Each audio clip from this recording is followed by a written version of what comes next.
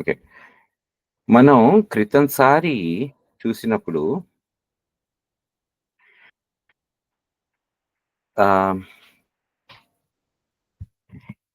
ఈ ఈ యోగ వాసిష్టం అంతా కూడా ప్రశ్నోత్తరాలతోనే ఉంటుంది. ఒకరు ప్రశ్నలు అడుగుతూ ఉంటారు.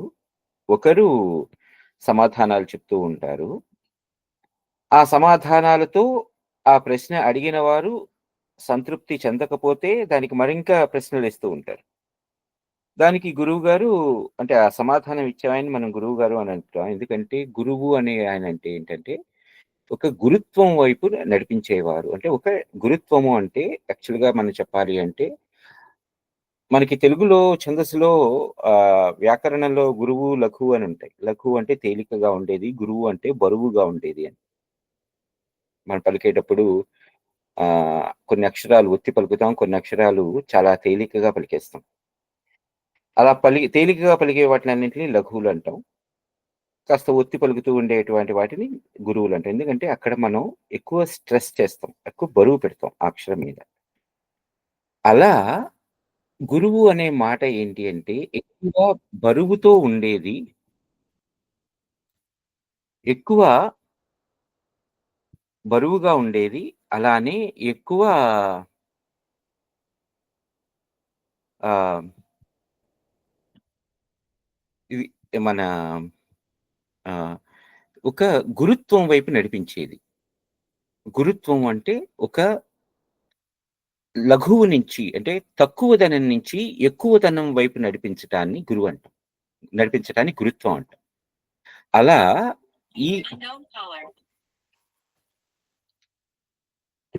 అలా ఈ యోగ వాసిష్టం అంతా కూడా ఒక తక్కువ జ్ఞానం ఉన్న ఆయన, ఎక్కువ జ్ఞానం ఉన్నది అని అనుకున్న ఆయనకి ప్రశ్న వేస్తూ ఉంటారు. ఆ ప్రశ్నకి సమాధానం ఆయన చెప్తూ ఉంటారు. అందుకని ఆ గురువుగారు అంటాం మనం. ఆ గురువుగారు ఎవరైతే ప్రశ్న వేస్తున్నారో, ఆ ప్రశ్న వేసిన దానికి సమాధానం చెప్పి, ఆ ప్రశ్న వేసిన వారు సమాధాన పడకపోతే, దానికి మరింత అనుబంధంగా అనేక ప్రశ్నలు వేస్తూ ఉంటారు. అలాగే ఈ యోగ వాసిష్టం మొత్తం కూడా ప్రశ్నోత్తరాలే. ఆ ప్రశ్నకి సమాధానం చెప్పటంలో గురువుగారు అనేక ఉపమానాలతో, అనేక సిద్ధాంతాలతో, అనేక నిరూపణలతో చెప్తూ ఉంటారు. అలా ఆ ఉపమానాలు, సిద్ధాంతాలు వీటన్నింటిని క్రోడీకరించుకుంటూ ఆహ్, గురువుగారు ఈ శిష్యుడికి సమాధానం చెప్తూ వెళ్తూ ఉంటారు. అలానే ఎప్పుడైనా శిష్యుడు దారి తప్పి ప్రశ్నిస్తున్నాడు, లేదంటే గనక దారి ఆహ్, మార్చడం కోసం ప్రయత్నిస్తున్నాడు అని అనుకుంటే గురువుగారు ఆ శిష్యుడిని కోప్పడతారు కూడా. అది గూడా మనకి చూస్తాం. ఎందుకంటే ఇంతవరకు కూడా మనం ఒక పాత్రని భగవంతుడు, దేవుడు అని అనుకుని చూసి వచ్చినటువంటి ఆ మనస్తత్వంతో, ఆ మైండ్‌సెట్‌తో మనం ఉంటాం. కానీ ఇక్కడ వచ్చేటప్పటికి అదే గురువుగారు ఎవరినైతే మనం దేవుడు, భగవంతుడు అని అనుకుంటున్నామో ఆయన్ని కోప్పడుతూ ఆయన్ని తీసుకెళ్ళిపోతుంటారు. అందుకని ఎందుకంటే మనం ఇక్కడే మన మన స్థితిని స్థిరపరుచుకొని మనం వెళ్తూ ఉంటే గనక మనకి తర్వాత భవిష్యత్తులో రాబోతున్నటువంటి సెషన్స్‌లో ఈ పర్టిక్యులర్ ఇష్యూ ఏదైతే ఉంటుందో, అరేంటి అదేంటి దేవుడిని పట్టుకొని ఇలా కోపడుతున్నాడు అనేటువంటి ఆ ఆలోచన మనకి రాదు. అక్కడ దేవుడు కాదు, ఇంకొకళ్ళు భక్తులు కాదు, ఇంకోటి కాదు. అక్కడ గురువు, శిష్యుడు మాత్రమే.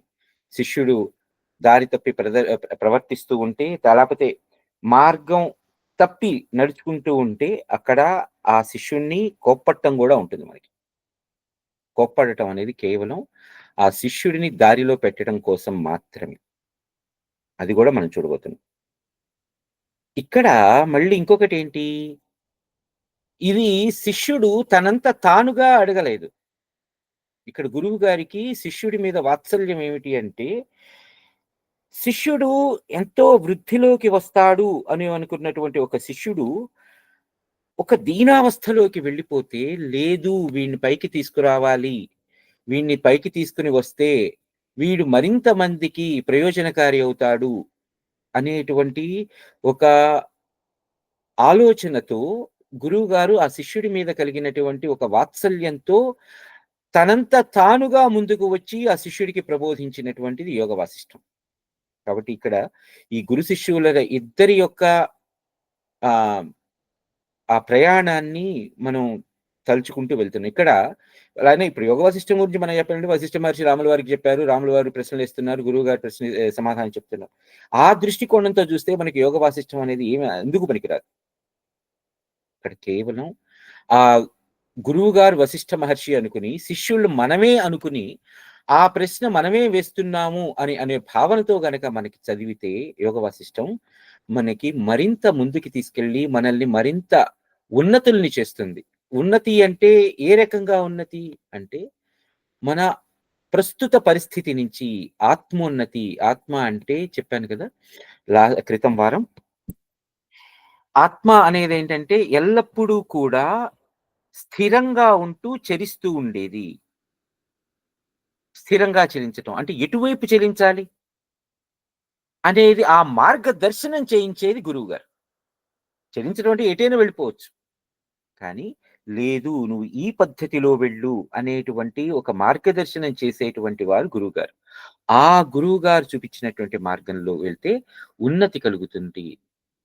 అంటే మనకి ఈ ఈ జీవితం పట్ల గాని, లేకపోతే మనం నడుస్తున్నటువంటి నడవడి ప్రకారంగా గాని, మరింత ఉన్నత భావాలతో ఎదగడానికి అసలు మనమెవరం అనేటువంటిది తెలుసుకోవడానికి ఉపయోగపడుతూ ఇది మనల్ని నడిపిస్తుంది.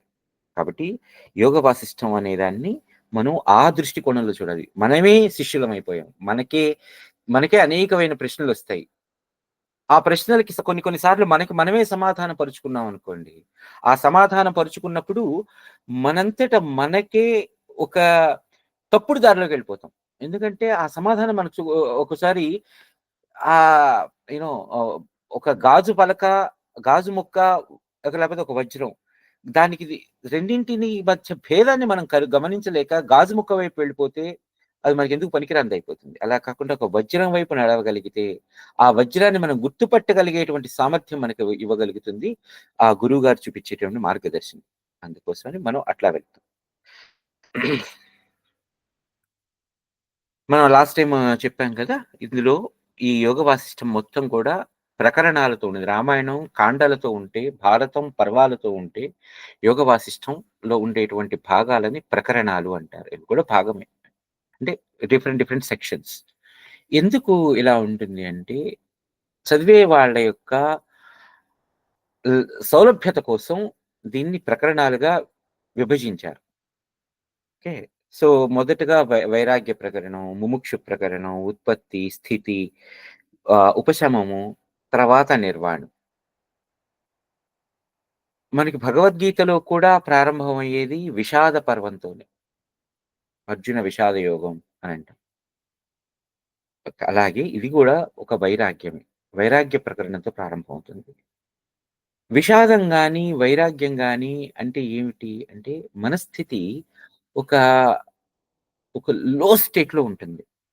అంటే చాలా నిమ్నంగా అయిపోతుంది. డిప్రెస్డ్‌గా అయిపోతుంది. ఎందుకిలా అయిపోయింది అనేటువంటి ఆ ఆలోచన నుంచి మనల్ని మనం ఉద్ధరించుకోవటం కోసం, మనల్ని ఉద్ధరించుకోవడం మనం చేసే ప్రయత్నంలో గురువుగారు ఇచ్చేటువంటి చేయూత ఎలా అందుకోవాలి? దాన్ని అందుకున్న తర్వాత మనం ఎలా పయనించాలి?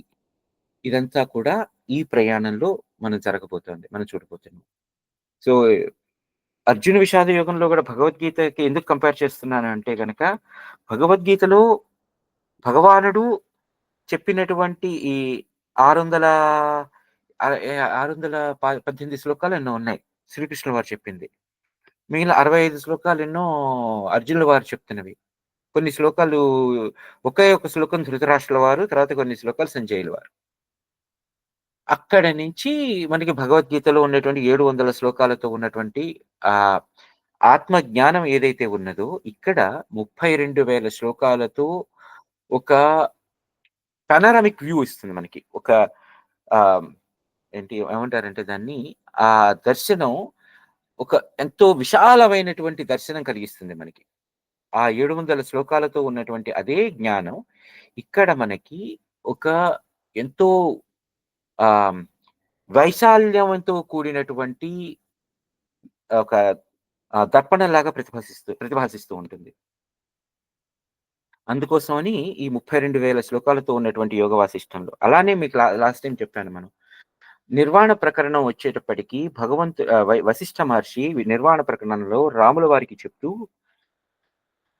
ఈ తర్వాత యుగంలో, రాబోయే యుగాలలో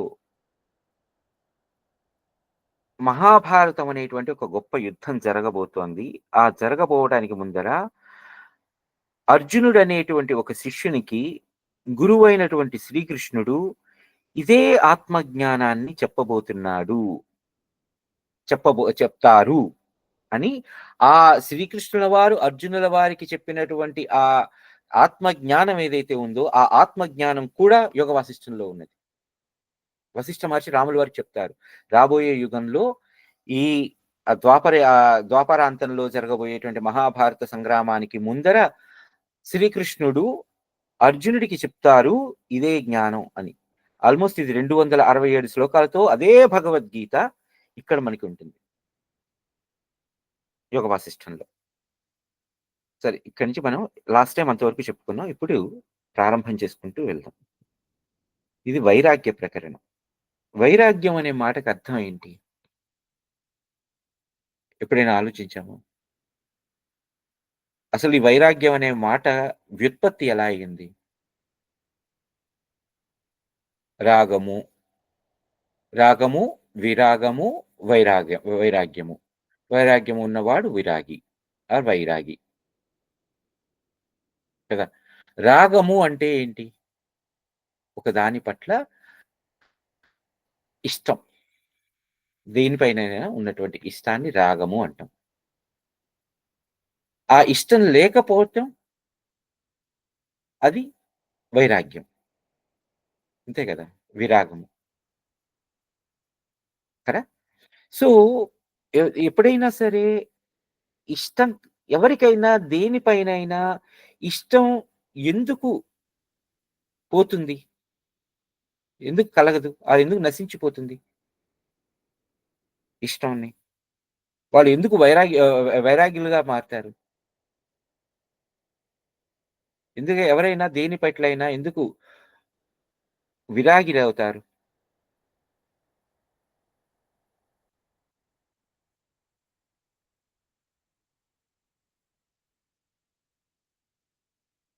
పాపాయ్ చెప్తున్నానా? నువ్వు చెప్పు.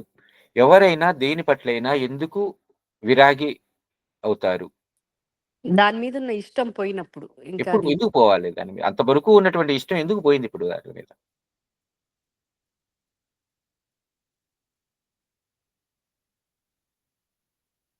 వాడు శాశ్వతమైన ఇష్టం వైపు వెళ్ళట్లేదు కాబట్టేమో. అంటే ఆ శాశ్వతమైన ఇష్టం వైపు వెళ్ళట్లేదు నేను అనేటువంటి స్పృహ ఎవరికైనా ఎప్పుడైనా వస్తుంది. ఆ స్పృహ కలగాలి కదా! అంటే అంటే నేను ఈ ఇష్టం శాశ్వతం కాదు. ఈ పదార్థం శాశ్వతం కాదు. అనేటువంటి ఒక స్పృహ కలిగినప్పుడు అని అన్నావు. ఆ స్పృహ ఎందుకు కలుగుతుంది?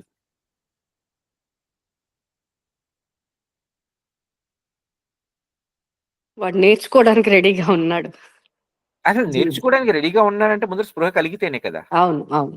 మరి ఆ స్పృహ ఎందుకు కలగాలి? ఎప్పుడు కలుగుతుంది? నా ఉద్దేశ్యంలో ఆ స్పృహ కలగటం వెనకాల కారణం ఏంటంటే, ఎప్పుడైనా సరే ఒక కుండ ఉంది. కుండ నిండా నీళ్లు పోసా నేను. సగమే నీళ్లు పోసాను. సో, ఆ కుండ నిండినట్టుగా ఉందా ఇప్పుడు? లేదు కదా! లేదు. ఇంకా అంటే ఆ కుండకి ఇంకా నీళ్లు కావాలి అనేటువంటి ఒక ఆలోచన ఉంటుంది. కదా! ఇప్పుడు ఒక కుండ ఉంది. ఆ కుండనే ఒక ప్రాణి అనుకుంటే, ఆ కుండలోకి నీరు పోసుకుంటుంటే, ఆ కుండలో ఇంకా నాకింకా కావాలి, ఇంకా కావాలి, ఇంకా కావాలి అనేటువంటి ఆ ఆలోచన కలుగుతూ ఉండంగా, ఎప్పుడైతే ఆ కుండ ఇంకా నా వల్ల కాదు అనేటువంటి తట్టుకోలేను అని స్థితి ఏర్పడిందో, అప్పుడు ఆ కుండలోంచి ఎంత నీరు పోసినా ఆ నీరు బయటకి వెళ్ళిపోతూనే ఉంటుంది. ఆ కుండ దాంట్లో అట్టిపెట్టుకోదు నీటిని. పూర్తిగా నిండిపోతే. కదా! లేదు. ఆ కుండకి ఒక చిల్లు పడింది. ఎంత పోసినా నిండదు అనేటువంటి ఇంకొక ఆలోచన వచ్చింది. హ్మ్. అంటే ఎప్పుడైతే ఆ కుండలో నేను నీళ్లు పోసి దానినెంత నింపేస్తానో అంటే ఒక ఇష్ట ఒక ఒక ఒక ఇష్టం పట్ల దానిని పూర్తిగా 100% నేను ఆ ఇష్టాన్ని పూర్తిగా అనుభవించేశాను అనే భావన కలుగుతుందో, అప్పుడు ఇంకా దాని పట్ల ఎటువంటి ఇష్టం ఉండదు. అవునా? అలానే ఆ ఇష్టాన్ని నేను ఎంత తీసుకున్నా కూడా నాలో ఏమీ మిగలదు అనేటువంటి స్పృహ కలిగిందో, అప్పుడు దాని పట్ల ఇష్టం పోతుంది. కదా! సో, ఎప్పుడైతే ఇటువంటి స్పృహ కలిగినదో, అప్పుడు ఆ ఇష్టం పట్ల అనిష్టత ఏర్పడుతుంది. అయిష్టం కలుగుతుంది. "నువ్వు పోసుకోరా, నువ్వు పోసుకో.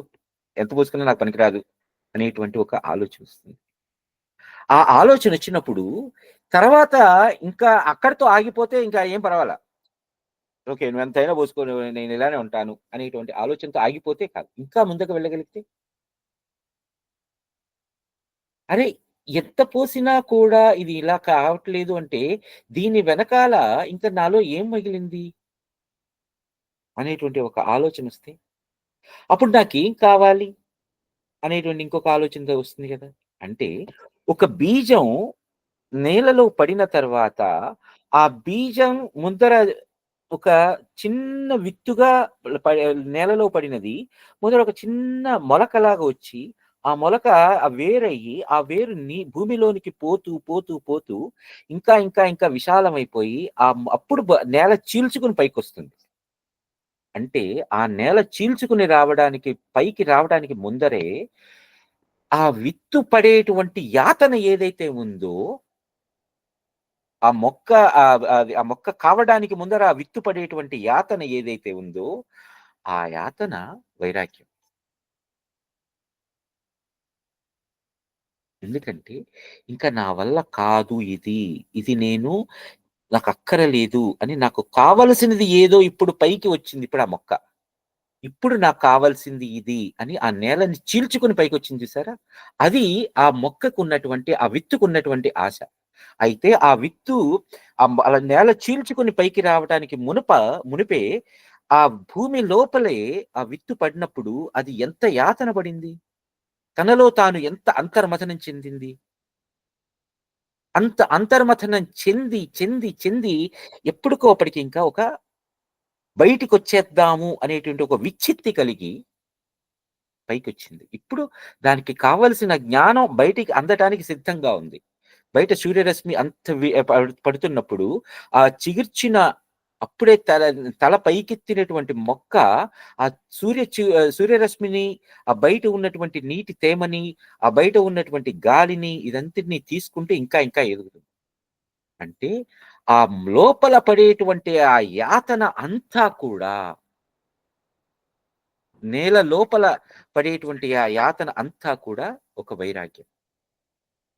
ఎప్పుడైతే అది పైకి వచ్చి ఇంకా నేను చిగురించాలి అనేటువంటి ఆ చిగుర్చుకోవడానికి బయటకొచ్చి నేను ఎదగాలి అనేటువంటిది ఏదైతే ఉందో, ఆ బయట ఉన్న జ్ఞానాన్ని మొత్తాన్ని నేను తీసుకోవాలి. తీసుకొని నేను ఎదగాలి అనేటువంటిదైతే వస్తుందో, అక్కడ నుంచి మనిషికి లేకపోతే ఆ మనిషిలో ఉన్నటువంటి ఆ మిగిలిన భావాలకి అంటే మనస్సుకి, బుద్ధికి, ఆత్మకి వీటన్నింటికి కూడా ఆ జ్ఞానం అనేటువంటి ఆ వెలుతురు సోకి అది పైకి వికసిస్తుంది.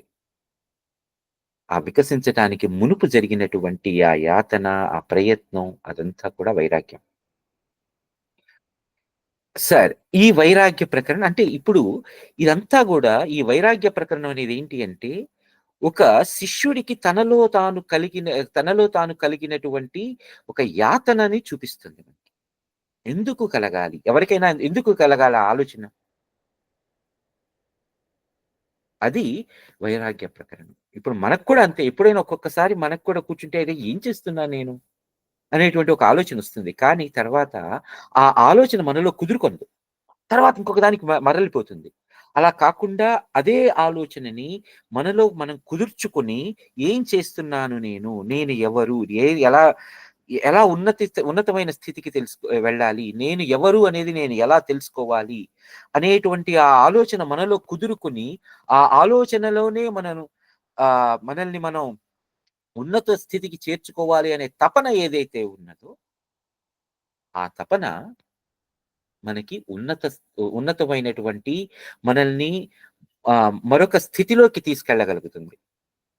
లేకపోతే దాని నుంచి పక్కకెళ్ళిపోతుంది. ఇప్పుడు మన మన మనసు కోతి లాంటిదంటారు. ఒక ఒక కొమ్మ మీద ఒకటుంటుంది. దానికి ఆ కొమ్మ మీద ఏదో పండు కనిపించింది. ఆ పండు తినేస్తుంది. తర్వాత దాని మీద స్థిరంగా ఉండగలుగుతుంది. ఇంకో పండొస్తుందేమో ఈ చెట్టు మీదనే. కాబట్టి ఈ కొమ్మకి ఇలా ఉంటే ఇంత మధురంగా ఉన్నది. దీన్ని కొంచెం కాలం వేచి చూసామంటే గనక మధురమైన ఇంకో పండొస్తుంది. దాని నుంచి చూద్దాం అనుకుంటుందా? లేదు. ఎందుకంటే ఆ కొమ్మ మీద నుంచి ఇంకొక కొమ్మ మీద ఇంకొక పండేదో కనిపిస్తుంది. దానికెళ్ళిపోదాం. దూకేస్తుంది. అలా కాదు.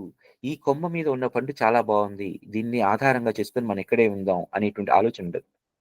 అంటే ఒక ఇష్టం నుంచి మరొక ఇష్టం మీదకి. ఆ ఇష్టం నుంచి ఇంకొక ఇష్టం. ఆ ఇష్టం నుంచి ఇంకొక ఇష్టం. ఇలా విధాలుగా పరిభ్రమిస్తూనే ఉంటుంది గానీ, ఒక చోట స్థిరంగా ఉండి, దీని నుంచి వచ్చే ఫలాన్ని మనం అనుభవిద్దాం అనేటువంటి ఆలోచన మనకి రాదు. అలా ఆలోచన వచ్చిన క్షణమే మనసు స్థిరత పడుతుంది. స్థిరత పడిన తరువాత మనం ఎదగగలిగేటువంటి మార్గం కల్పిస్తుంది. అలా మార్గం కనిపించేంత మటుకు మనం చేసేటువంటి దాన్ని ఆ స్థిరపరుచుకునేటువంటి తత్వాన్నే సాధన అంటాం. ఆ సాధన ఎలా చేయాలి అదంతా కూడా మనకి యోగ వాసిష్టం ముందర చెప్పబోతోంది. అంటే సాధన ఎలా చెయ్యాలి? మనసుని ఎలా స్థిరపరుచుకోవాలనేది కూడా మనకి గురువుగారు మనకి ప్రత్యేకంగా చూపిస్తారు. వశిష్ఠ మహర్షి మనకి ప్రత్యేకంగా చూపిస్తారు.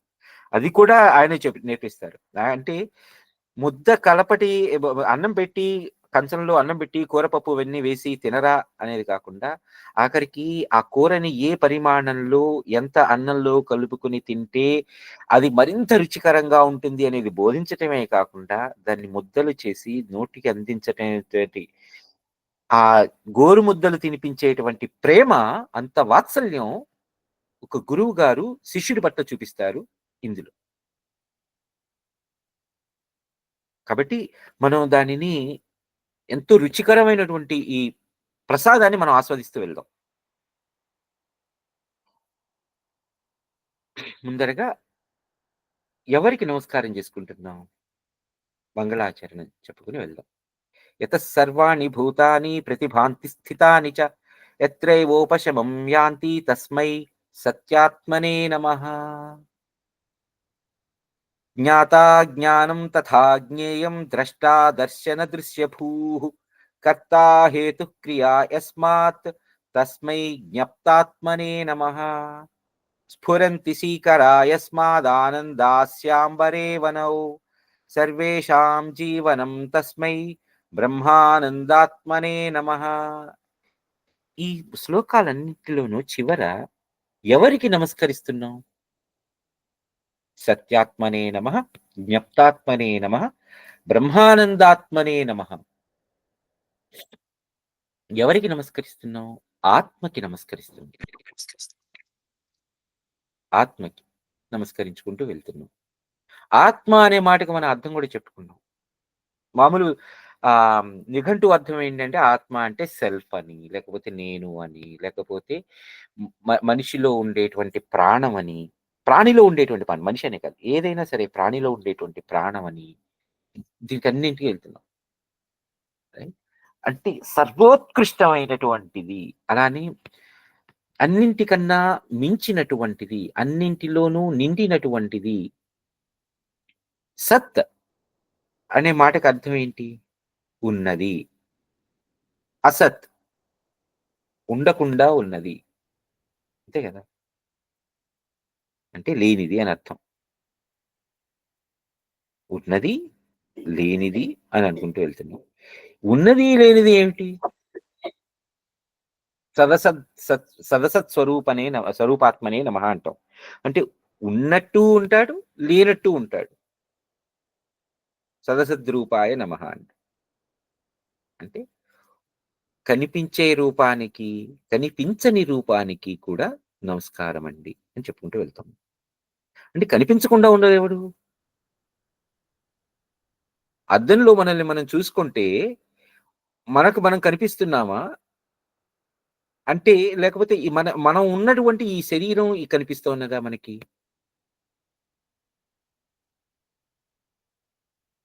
అద్దంలో మనకి కనిపించేది మనం ఉన్నటువంటి శరీరం మాత్రమే. మనకి మనం కనిపిస్తున్నామా? ఎందుకంటే ఈ శరీరంపై కొత్త శరీరం వచ్చినప్పుడు ఆ శరీరం కనిపిస్తుంది. కానీ నేను అనే భావన పోదు గదా! అద్దంలో నన్ను నేను చూసుకొని నేను అని అనుకుంటున్నాను. ఈ దేహం పోతుంది. ఇంకో దేహం వస్తుంది. అక్కడ కూడా నేను నేనే అనుకుంటాను. కానీ మరి ఎవరు కనిపిస్తున్నారు నాకు? అద్దంలో అప్పుడు నాకు వేరే నేను కనిపించొచ్చు కదా! ఎవరికి నమస్కరిస్తున్నాను అంటే ఆత్మనే నమః. యతః సర్వాణి భూతాని. ఈ శ్లోకాలకి అంత అర్థం అంత చాలా తేలిగ్గానే ఉంటుంది. మనం అందుకని ఈ శ్లోకాలకి భావాలు గాని, ప్రతిపదార్థాలు గాని నేను చెప్పను. తెలి మీ మీరందరూ తెలుసుకోలేనంత వాళ్ళు కాదు గదా! కానీ ఆ శ్లోకాలకి వివరణ ఇచ్చుకుంటూ మనం వెళ్తుంటే, ఆత్మనే నమః, ఆత్మకి నమస్కారము.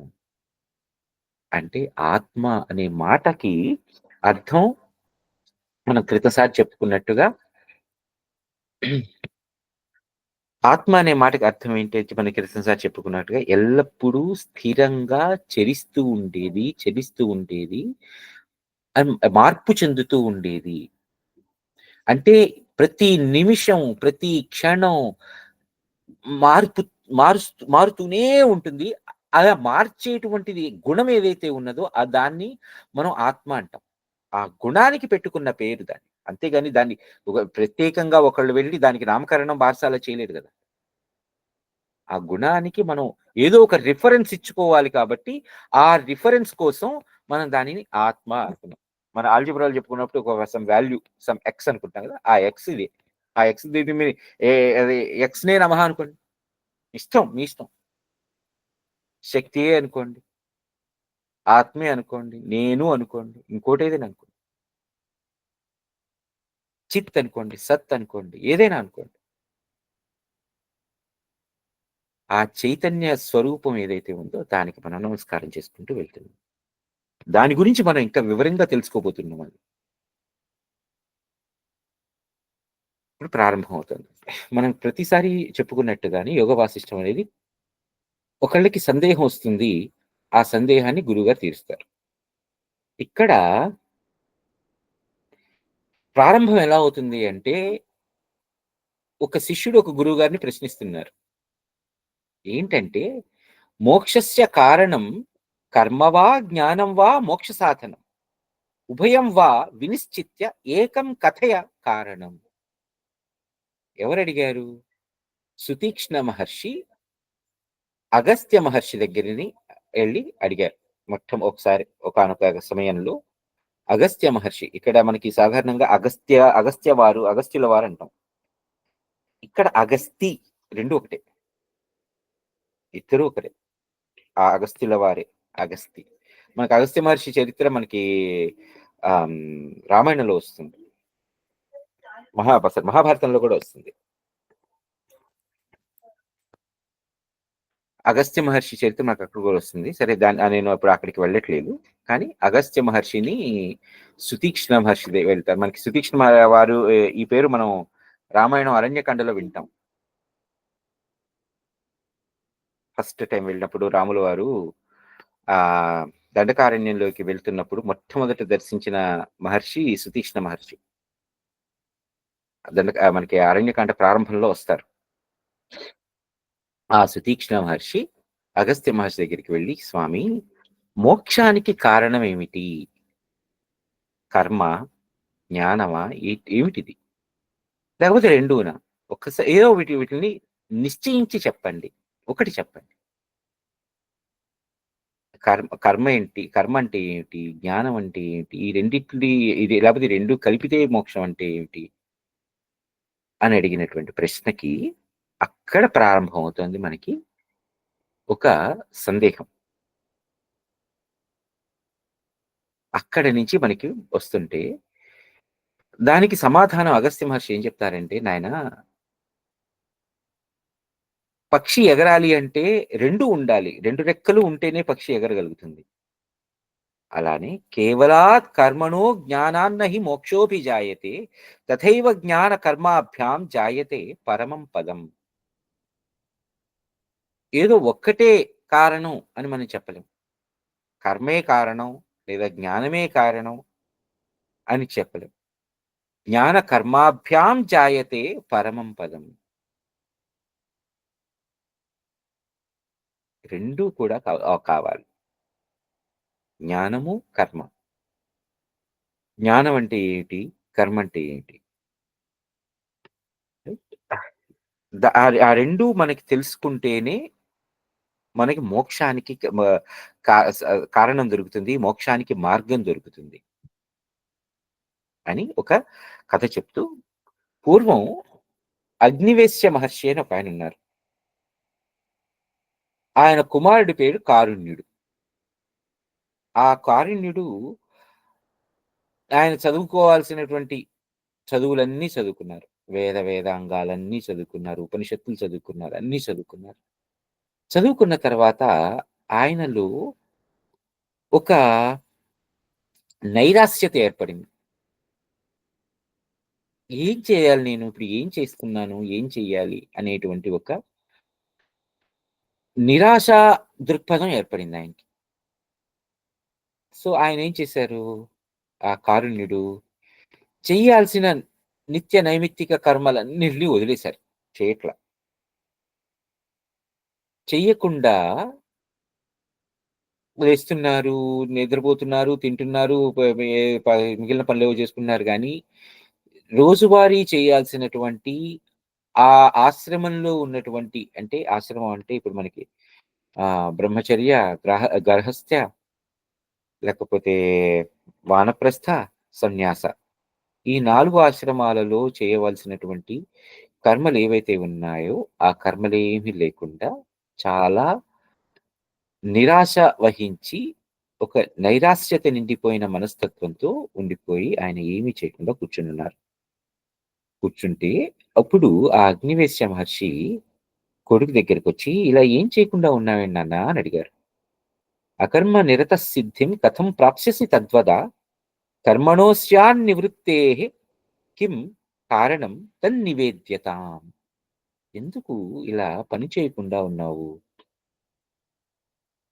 ఏం ఇప్ ఇన్ ఏ నీ నువ్వు చేయాల్సిన పని పట్ల ఎందుకు ఒక ఏంటి ముభావమైనటువంటి స్థితితో ఉన్నావు? ఎందుకు ముభావుగా ఉన్నావు? అనేటువంటి ఆయ ఆయన్ని గురించి ఆ స్థితిని గమనించి ఆయన అడిగినారు. అగ్నివేశ్య మహర్షి.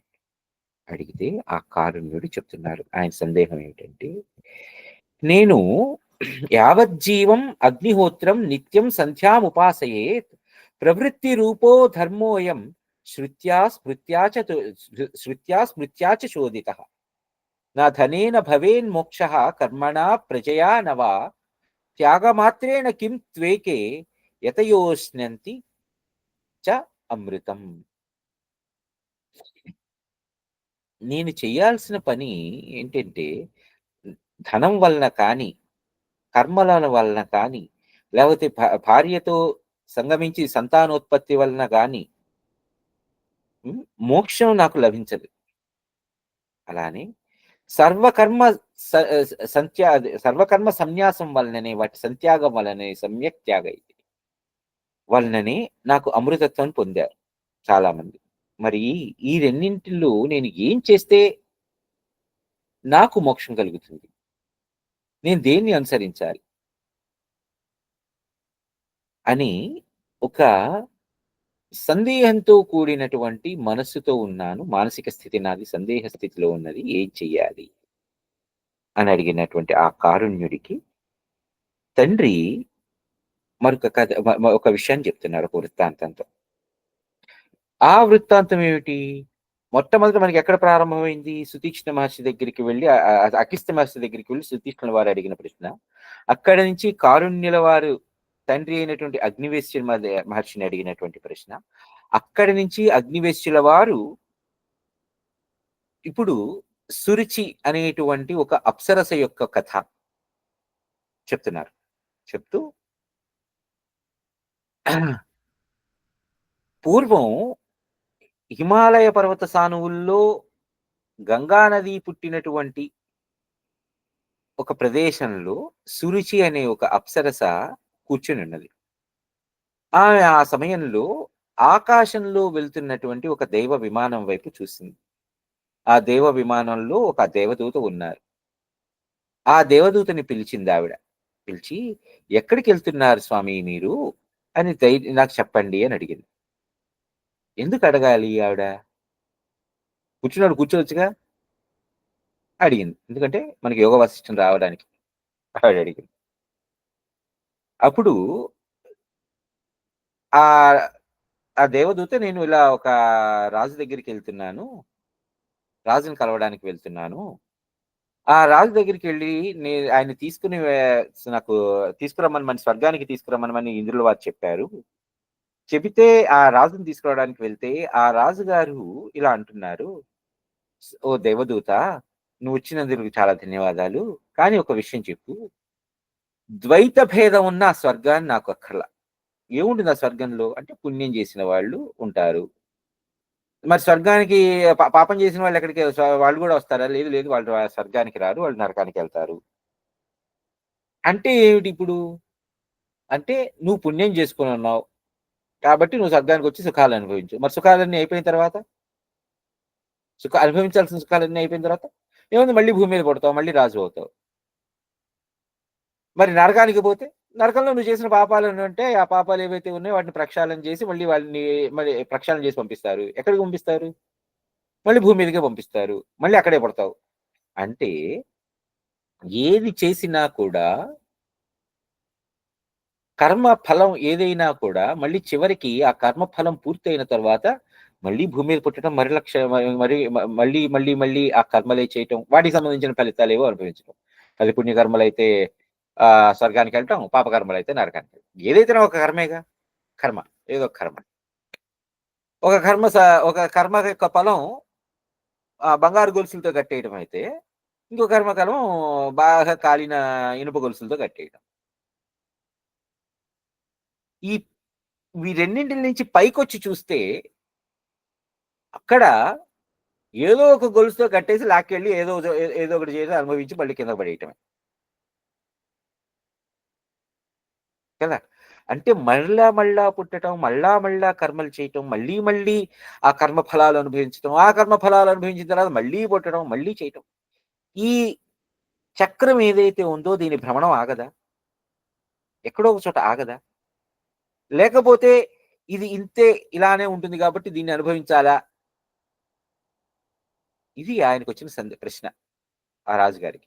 వచ్చి ఇలా ద్వైత భేదం ఉన్నటువంటి స్వర్గాన్ని నాకక్కర్లేదు.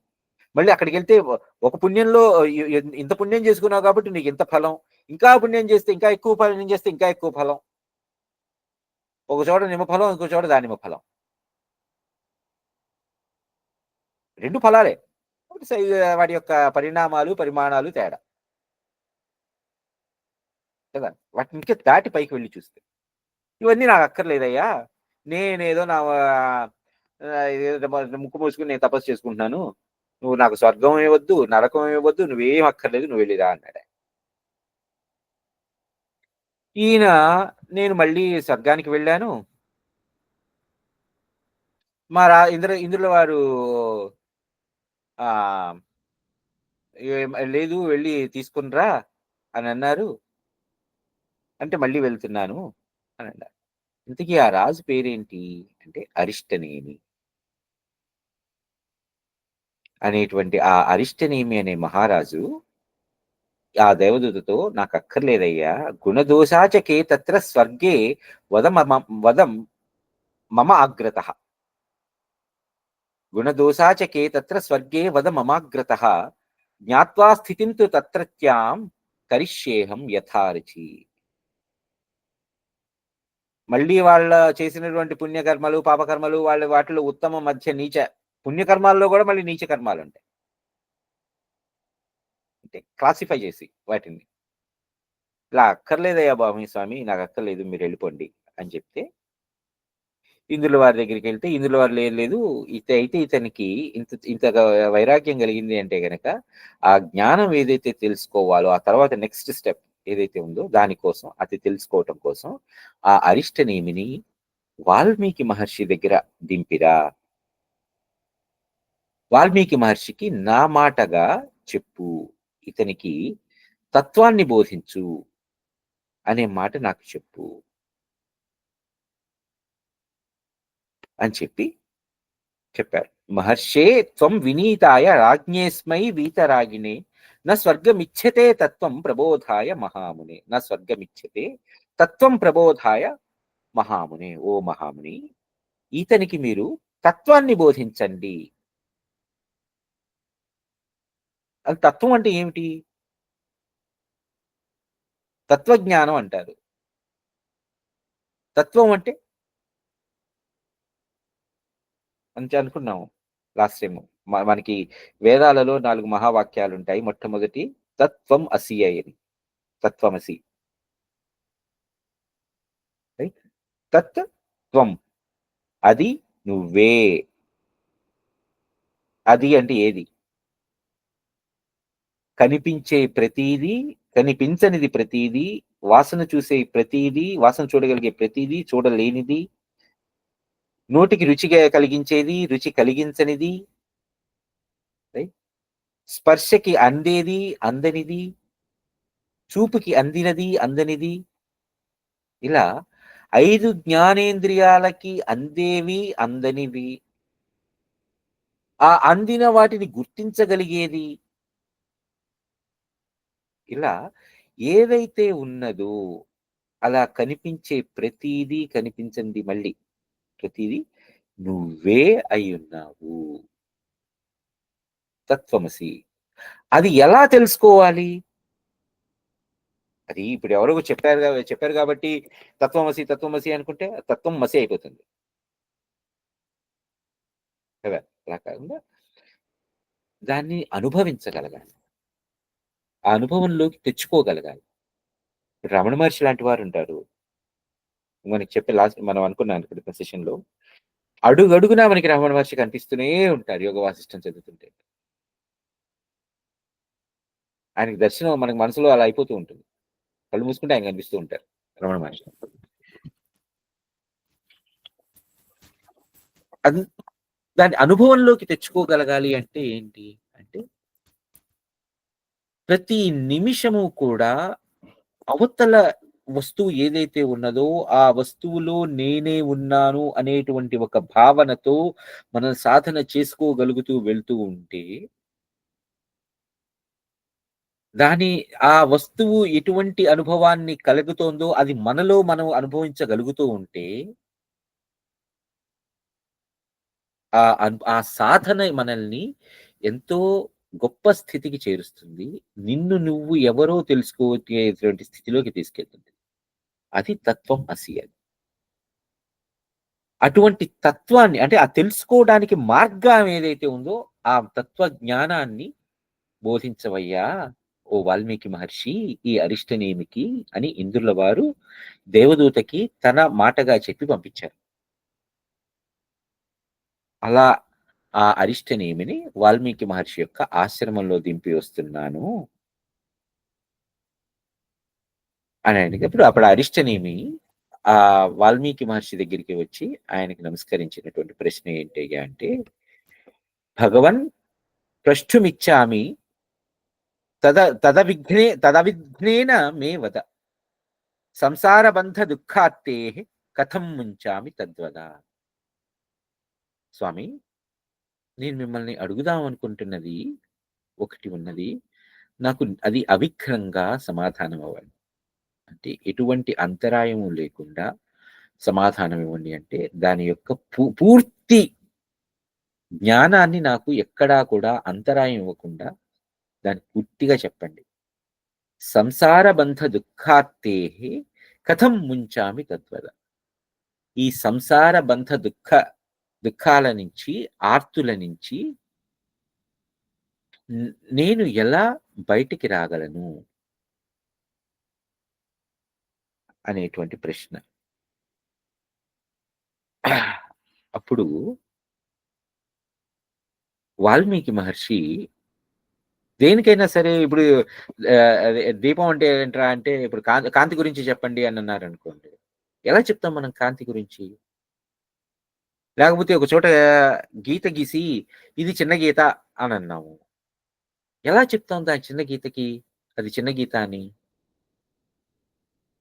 దానికి ఒక పక్కనే ఒక పెద్ద గీత గీసి, ఆ గీత పక్కనే దీన్ని నిలబెట్టి, ఒరేయ్! ఇది ఈ గీత కన్నా ఈ గీత పొడవు తక్కువగా ఉంది గాబట్టి, దీన్ని చిన్న గీత అని అంటాం అని చెప్పారనుకోండి. అంటే ఒక ఊతం సహాయంతో అంటే ఒక ఉదాహరణ సహాయంతో మనం దాన్ని గనక చెప్పగలిగితే అది తొందరగా, తేలికగా అర్థమైపోతుంది. ఆ ఉపమానం ఇవ్వటం కోసం నాయనా నీకు చెప్తానిప్పుడు విను అని శృణురాజన్ ప్రవక్ష్యామి రామాయణమఖండితం శ్రుత్వావధార్య యత్నేన యత్నేన జీవన్ముక్తో భవిష్యసి. వసిష్ఠరామ సంవాదం మోక్షోపాయ కథాం శుభాం జ్ఞాతస్వభావో రాజేంద్ర వదామి శ్రూయతాం బుధ. నాయనా ఓ రాజా, ఓ మహారాజా శృణు విను. ప్రవక్ష్యామి చెప్పబోతున్నాను నీకు. రామాయణం అఖండితం. ఈ చెప్పబోతున్న కథ రామ రాముల వారి యొక్క కథ. అంతే కదా! రామస్య అయనం. రాముల వారి యొక్క లేకపోతే రామాయాహ అయనం. సీతమ్మ వారి కథ. కదా! ఇక్కడ మనకి రామాయణం అఖండితం. ఈ అఖండితమైనటువంటి ఎక్కడా కూడా విభజించలేనటువంటిది. అంటే ఇది దేని మూలంగా కూడా ఎక్కడా విభజించలేనిటువంటిది ఎందుకన్నారు ఆ మాట అఖండితం అని? అంటే రామ కథ ఏదైతే ఉందో దానిని ఏది ఛేదించలేదు, భేదించలేదు, ఖండించలేదు. ఆఖరికి కాలమైనా సరే. అంటే రామకథ ఎక్కడా ఆగదు. ఆ ప్రవాహం ఎల్లప్పుడూ ప్రవహిస్తూనే ఉంటుంది. ఎక్కడా ఆగనటువంటిది ఈ రాముల వారి కథ. ఎందుకంటే ఎక్కడ ఆగదంటే కాలం ఛేదించదంటే కాలం ఎక్కడైనా ఆపేస్తుందా అంటే? లేదు గదా! ఎలా చెప్పగలరు? అంటే రామకథ ప్రవహిస్తుంది అంటే ఎలా ప్రవహిస్తుంది? దాన్ని తెలుసుకుంటే ఒక తరం తెలుసుకున్న తర్వాత ఇంకొక తరానికి అందిస్తుంది. ఆ తరం తర్వాతి తరానికి అందిస్తుంది. ఆ తరం ఇంకొక తరానికి అందిస్తుంది. ఇలా తరతరాలుగా ఆ కథ ఒకరి నుంచి ఒకరికి అందుతూనే ఉంటుంది. ఆ కథ మార్గదర్శనం చేస్తూనే ఉంటుంది. అలా మార్గదర్శనం చేయించేటువంటి ఆ రామాల వారి కథ ఏదైతే ఉందో అది నీకిప్పుడు చెప్పబోతున్నాను. ఎందుకంటే ఆ ప్రవాహంలో నువ్వు కూడా అఖండితంగా విను. అఖండితం అంటే అక్కడ నీ బుద్ధి ఎటూ పోకుండా, అటూ ఇటూ పోకుండా, దారి తప్పకుండా చాలా ఫోకస్డ్‌గా ఈ కథని విను.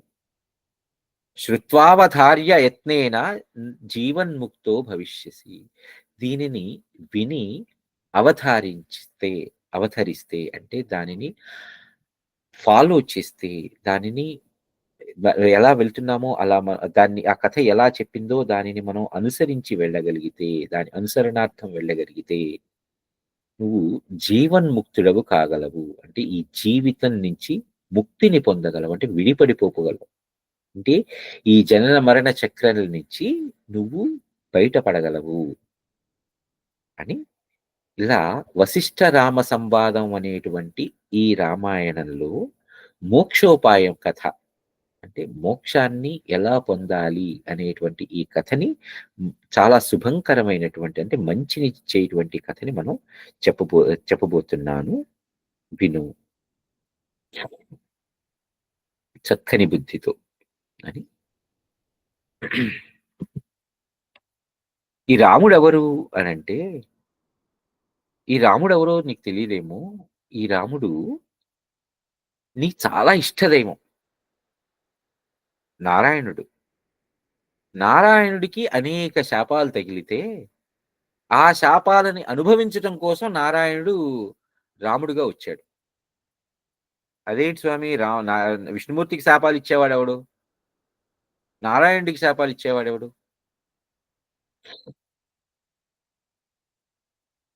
అంటే ఆ శాపాలు ఆయనకి ఇచ్చినా కూడా, ఆ శాపాలని ఆయన ఈ సృష్టి యొక్క ఉద్ధరణ కోసమే దాన్ని అనుభవించారు గానీ, ఆ శాపాలను అనుభవించాల్సిన ఉంటదా? లేదు గదా! ఆయనకేముంది? ఆయన దేనికి లొంగడు, దేనికి కట్టుబడడు. అటువంటి ఆయన ఆ శాపాలను అనుభవించటం కోసం వచ్చాడు. వచ్చి ఏం చేశాడు? ప్రజా ప్రయోజనకారి అయ్యాడు. అంటే స ఈ ఈ సృష్టిలో జీవిస్తున్నటువంటి, జీవించబోయేటువంటి అంటే భవిష్యత్తులో రాబోయేటువంటి వాళ్ళందరి కోసం కూడా ఆ శాపాలని అనుభవించటాని కోసం వచ్చాడు. ఎవరిచ్చారు ఇంతకీ శాపాలు?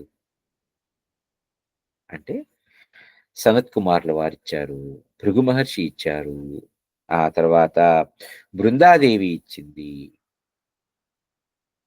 ఇలా అంతమంది శాపాలిచ్చారాయనకి. అలాగే సనత్ కుమార్‌ల వారిచ్చిన శాపం ఏమిటి అనంటే, ఒకానొక సమయంలో బ్రహ్మలోకంలో బ్రహ్మగారు సభ తీర్చి ఉన్నప్పుడు, ఆ సభలోనికి విష్ణుమూర్తి గారు వెళ్లారు.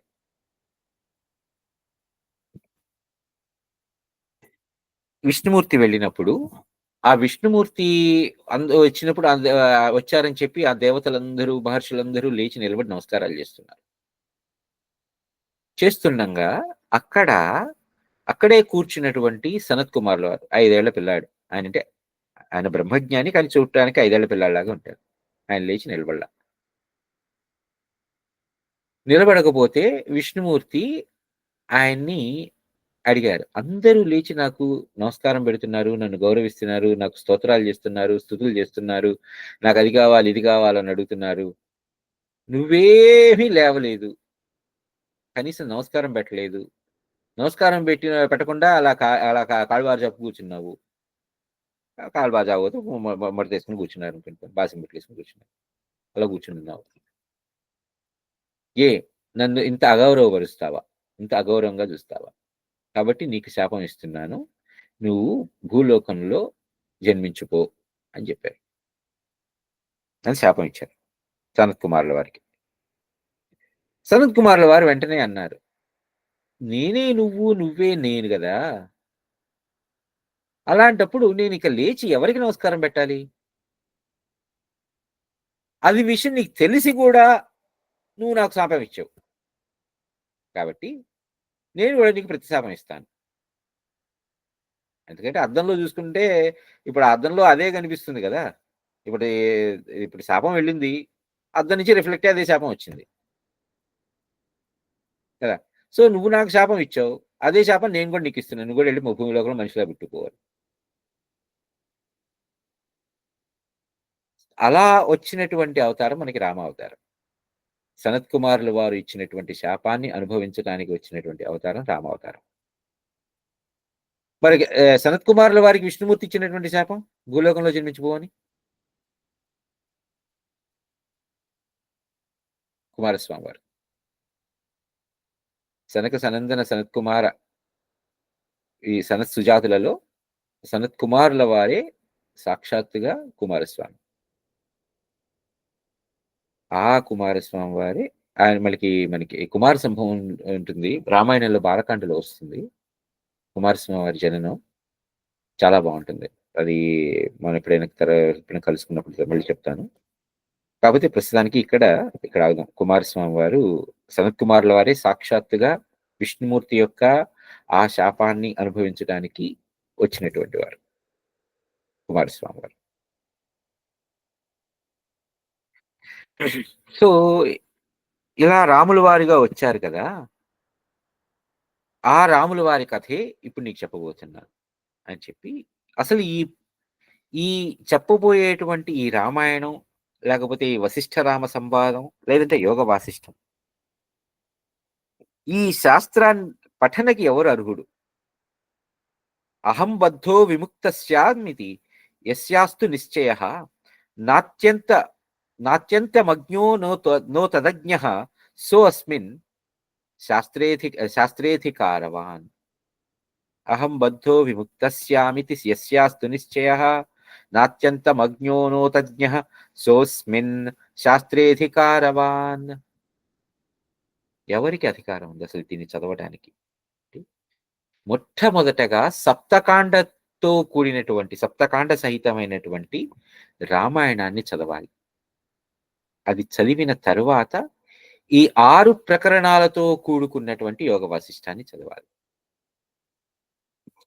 రామకథ మనకు అందరికీ తెలుసు కాబట్టి ఇంకా అక్కడి నుంచి వెళ్తున్నా నేను.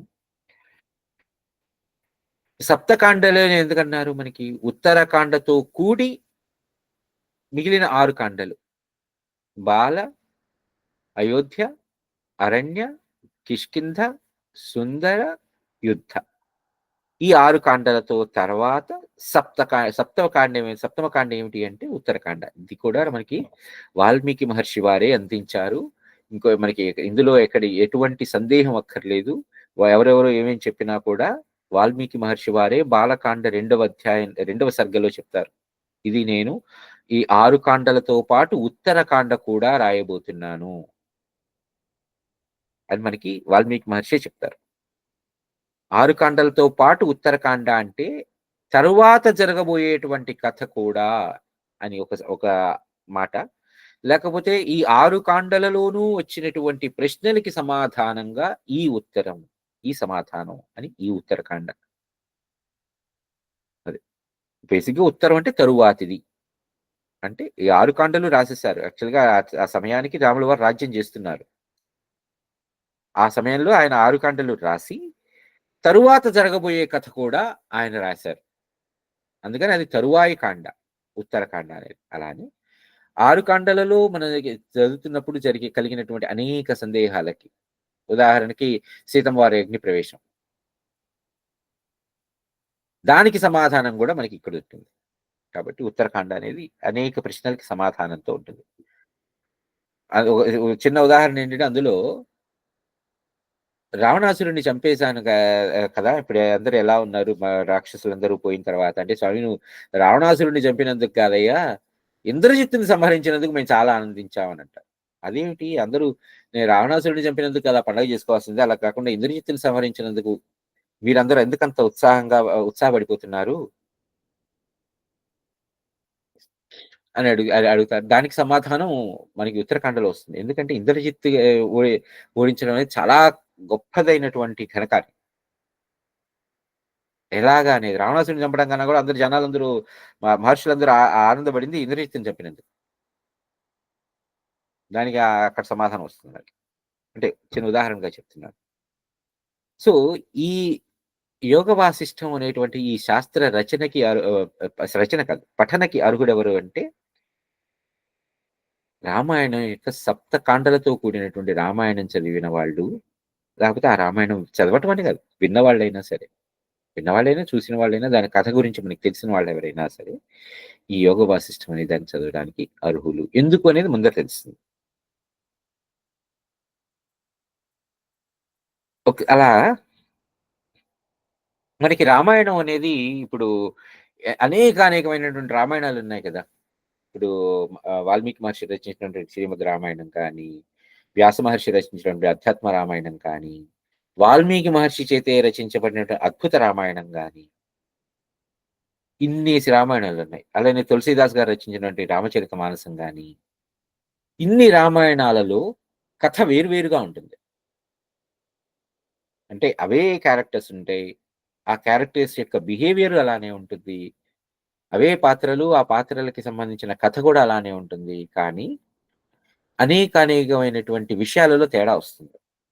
ఇప్పుడు అద్భుత రామాయణం ఉంటుంది ఉదాహరణకి. ఆ అద్భుత రామాయణంలో దశకంఠ రావణాసురుడు ఉంటే, ఆ రావణాసురుడిని రాములు వారు చంపితే సహస్రకంఠ రావణాసురుడు ఒకడు ఉంటాడు, వాడిని సీతమ్మ వారు చంపుతారు.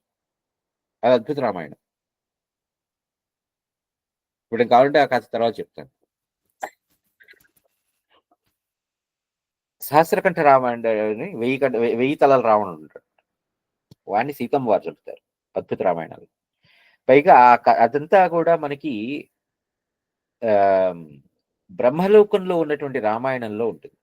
అంటే ఒక్కొక్క లోకానికి సంబంధించి రామాయణం ఉంటుందా అంటే, మర్త్యలోకానికి సంబంధించినటువంటి రామాయణంలో మనకి 24,000 శ్లోకాలతో ఉన్నటువంటి రామాయణం ఉంటే, దేవలోకానికి సంబంధించినటువంటి రామాయణంలో మనకి 1,00,000 శ్లోకాలతో ఉన్నటువంటి రామాయణం ఉంటే, ఆ అద్భుత రామాయణంలో ఇంకా ఎన్నో లక్షలలో శ్లోకాలతో ఉన్నటువంటి రామాయణం. ఆ సంఖ్య నాకు గుర్తులేదు. కానీ దేవలోకానికి సంబంధించిన రామాయణం మాత్రం చాలా పెద్దది. దానికన్నా ఎక్కువది బ్రహ్మలోకంలో ఉన్నటువంటి రామాయణం.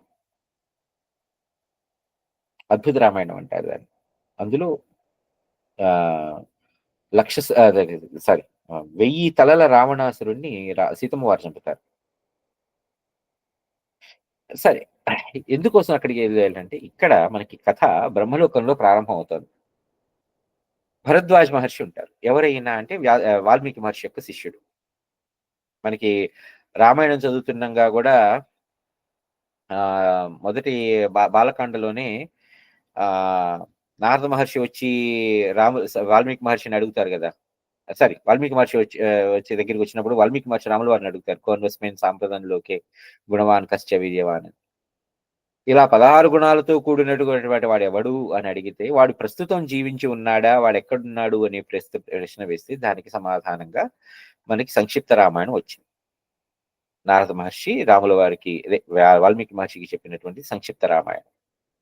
ఆ సంక్షిప్త రామాయణాన్ని విన్న తర్వాత వాల్మీకి మహర్షి సంధ్యావందనం చేసుకోవడానికని నదికి వెళ్తూ, అక్కడ పైన 2 పక్షులు కొట్లాడుతూ ఉంటే, ఒక వేటగాడు వచ్చి బాణం వేసి ఒక పక్షిని చంపేస్తే ఒక పక్షి ఏడుస్తూ ఉంటే,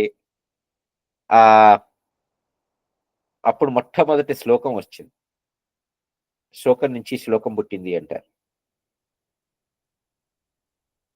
మానిషాద ప్రతిష్టాత్మం, శ్లోకం మర్చిపోయాను, గుర్తుంది తర్వాత గుర్తొస్తుంది. అసలు అక్కడ మా నిషాద, ఓ నిషాదుడా చేయొద్దు అని, ఓ వేటగాడ దాన్ని ఎందుకు చంపుతావు. అక్కడ నుంచి రామాయణం ఆవిర్భవించిందంటారు. అక్కడ మొట్టమొదట ఆ రామ కథని విన్నవాళ్ళు ఎవరు అంటే భరద్వాజుల వారు, వాల్మీకి మహర్షి యొక్క శిష్యుడు. ఈయన ఈ సప్తకాండలతో కూడినటువంటి రామాయణాన్ని బ్రహ్మదేవుల వారికి వినిపించి ఆయన బ్రహ్మదేవుల వారు ఎంతో ఆనందంతో కూడుకుని ఉంటే, ఆ ఆనందంలో ఉన్నప్పుడు ఆ రామకథని విన్నటువంటి బ్రహ్మదేవుల వారు మనసు పులికించిపోయి ఎంతో ఆనందంతో ఉన్నటువంటి నిమిషంలో భరద్వాజుల వారు అడిగారు, స్వామి, ఓ భగవానుడా, భూత భవిష్యత్వేది, భూతకాలాన్ని భవిష్యత్తుని తెలుసుకున్నటువంటి వాడా, దేని వలన జనులు దుఃఖం నుంచి విముక్తులవుతారో నాకు చెప్పండి, ఇదే నా ఇష్టవరం, నాకు ఆ వరాన్ని ఇవ్వండి అని అడిగారు. అడిగితే, నాయన, ఈ విషయం నా కోసం మళ్ళీ నువ్వు నా దగ్గరికి రావక్కర్లేదు, దీన్ని కూడా వెళ్ళి నువ్వు వాల్మీకి మహర్షినే అడుగు, ఆయనే చెప్తారు నీకు. అతడు ప్రారంభించిన రామాయణాన్ని వినినంతనే మనుషుడు సేతువు వలన సముద్రమును దాటిపోయినట్లుగా ఒక వారధి మీద ఎంత తేలికగా అయితే నడుచుకుంటూ వెళ్ళిపోయి ఒక ఒడ్డు నుంచి అవతల ఒడ్డుకు చేరిపోగలను, అలాగా ఈ సంసారం అనే సముద్రం మీద నిర్మించినటువంటి ఒక సేతువు మీద దాటిపోయినంత తేలికగా ఈ సంసార సాగరం నుంచి తరించిపోగలవు కదా. అలా నువ్వు ఆ వాల్మీకి మహర్షిని అడిగితే ఆయన చెప్పే మాటలు విని, ఆయన చెప్పే జ్ఞానంతో నీ అంతటి నువ్వే తెలుసుకోగలవు, కాబట్టి వెళ్ళి నువ్వు వాల్మీకి మహర్షిని అడుగు అని అడిగినప్పుడు, ఆ వాల్మీకి మహర్షి తన శిష్యుడైనటువంటి భరద్వాజుల వారికి చెప్తున్నారు, నాయన,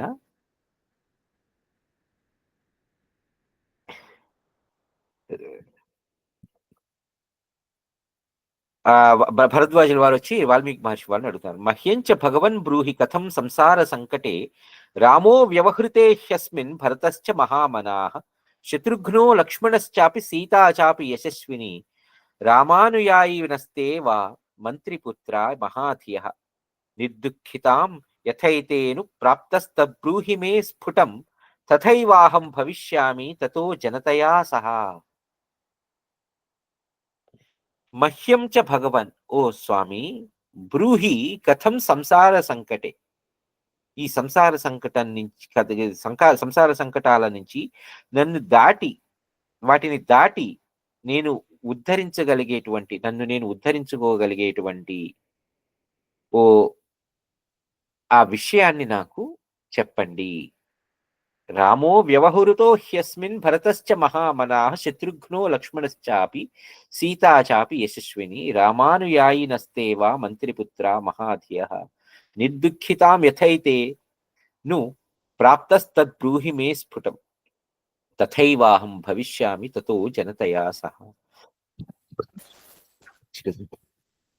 ఆ రామ కథని నాకు చెప్తే, ఆ సీతారామ లక్ష్మణ భరత శత్రుఘ్న తో కూడినటువంటి ఆ రామకథని చెప్తే ఈ సంసార సాగరం నుంచి నేను ఎట్లా దాటి బయటపడగలను నాకు చెప్పండి అని భరద్వాజుల వారు రాముల వారు వశిష్ఠ మహర్షిని అడుగుతున్నారు.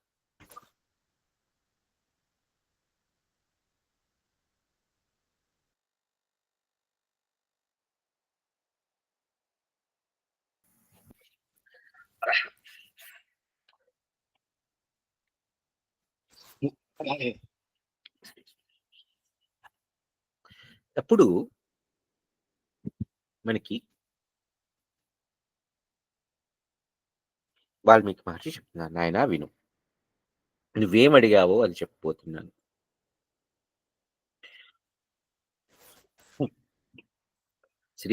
పద్మనేత్రుడు శ్రీరామ లక్ష్మణ భరత శత్రుఘ్నులు సీతయ్యను దశరథ మహారాజు గారు ఆయన ముగ్గురు పత్నులు వశిష్ఠ వామదేవాది మహర్షులు అష్టమంత్రులు ఏ రీతిగా నిర్లిప్తులై సంచరించి ఆనందమును అనుభవించిరో నీవును అట్లే ఉనర్పుము.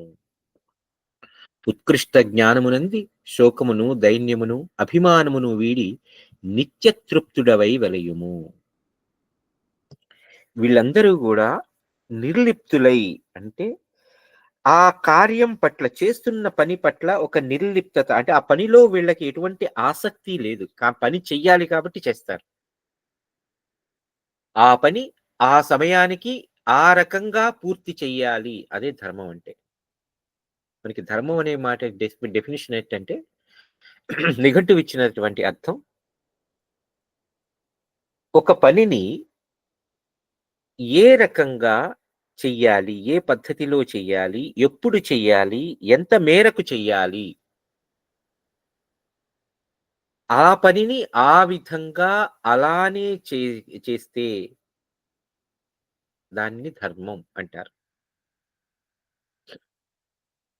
సో వీళ్ళందరూ కూడా ధర్మాత్ములై, ధర్మజ్ఞులై, ధర్మం తెలిసిన వాళ్ళై ఆ పని పట్ల ఎటువంటి, ఇప్పుడు మనకి భాగవతం భగవద్గీతలో కర్మణ్యేవ అధికారస్తే మా ఫలేషు కదాచన అని ఉంటుంది కదా. కేవలం పని పట్ల మాత్రమే నీకు అధికారం ఉంటుంది, అంటే నీ చేతిలో ఉండేంత వరకు మాత్రమే ఆ పని మీద నీకు అధికారం ఉంటుంది. ఎప్పుడైతే ఆ పని పూర్తి చేశావో ఇంకా నీకు దాని ఫలితం పట్ల ఎటువంటి అధికారము లేదు. మా ఫలేషు కదాచన అంటే అట్లా అధికారం లేకపోవడం అంటే దాని పట్ల అని కాదు, దాని పట్ల నీకు అవసరం లేదు.